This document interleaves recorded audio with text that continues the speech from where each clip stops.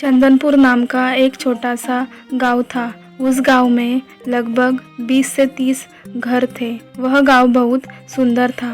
सभी के पास खेती और जानवर थे जो उनके जीने का प्रमुख साधन था। उसी गांव में एक मदन नाम का एक दूध वाला व्यक्ति था जिसके जीवन यापन करने का एकमात्र साधन था गायों का दूध बेचना और उससे पैसा कमाना। मदन के पास छोटी बड़ी कुल मिलाकर 10 गायें थी जिसको वह प्रतिदिन जंगल के पास खुले खेतों में चराने ले जाता था। उसी जंगल के पास एक बहुत पुरानी गुफा थी जिसे गांव वाले आदमखोर की गुफा के नाम से जानते थे। उस गुफा में कोई जाता नहीं था।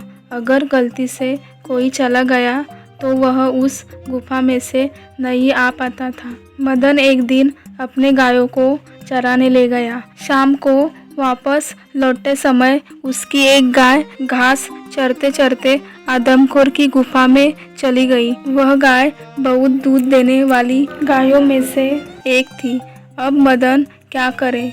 उस गाय को बहुत खोजने के बाद उसको पता चला कि उसकी गाय आदमखोर गुफा में पहुंच गई है। मदन और सभी गायों को लेकर घर चला गया और घर जाकर मायूस होकर बैठ गया। उधर मदन की गाय जब घास चरते चरते गुफा में पहुंची तभी गुफा के अंदर से एक आदमखोर राक्षस निकला और गाय को देखकर बोला, आ जाओ, कई दिनों से मैं भूखा बैठा हूँ। आज भगवान ने तुम्हें मेरे लिए भेजा है। तुम्हें खाकर मैं अपनी भूख मिटा लूँगा। आदमखोर की बातें सुनकर गाय बहुत डर गई और जोर जोर से रोने लगी। लेकिन गाय बहुत होशियार थी। उसने सोचा रोने से कुछ नहीं होने वाला है। यहाँ से निकलने के लिए कुछ तो करना पड़ेगा। गाय ने अपना दिमाग चलाया और बोली, आपका इतना बड़ा शरीर है, मुझे मारकर खाने से आपकी भूख नहीं मिटेगी। आप मुझे आज जाने दो। कल मैं अपने साथ और 2 गायों को लेकर आऊंगी। तब आप हम सभी को मारकर खा लेना और आपकी भूख भी पूरी तरह से मिट जाएगी। लेकिन आदमखोर बहुत चालाक था। उसने बोला, मैं अपने सामने आए हुए शिकार को कैसे जाने दूं?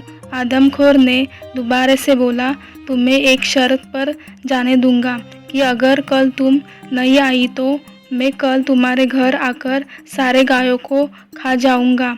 गाय बोली, मैं अपना वचन निभाऊंगी और कल मैं जरूर आऊंगी। इस बात पर आदमखोर गाय को जाने देता है।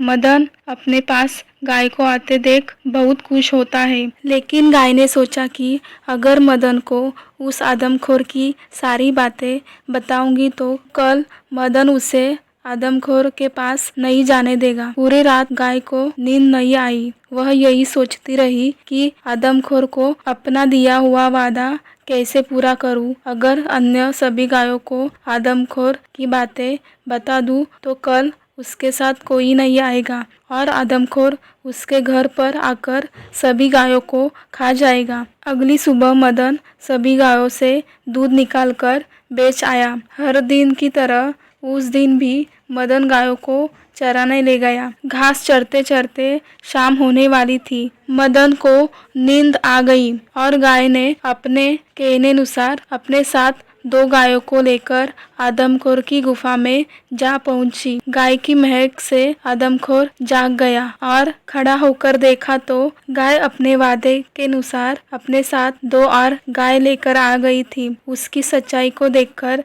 आदमखोर ने बोला, मैं तुम्हारी परीक्षा ले रहा था। तुम अपने किए हुए वादे के अनुसार आई हो। आदमखोर ने तुरंत अपना रूप भगवान श्री कृष्ण जी के रूप में बदल लिया और बोला, आपकी इस सच्चाई से मैं बहुत प्रसन्न हुआ हूँ। मैं वचन देता हूँ कि आज से आपको इस दुनिया में गौ माता नाम से जाना जाएगा।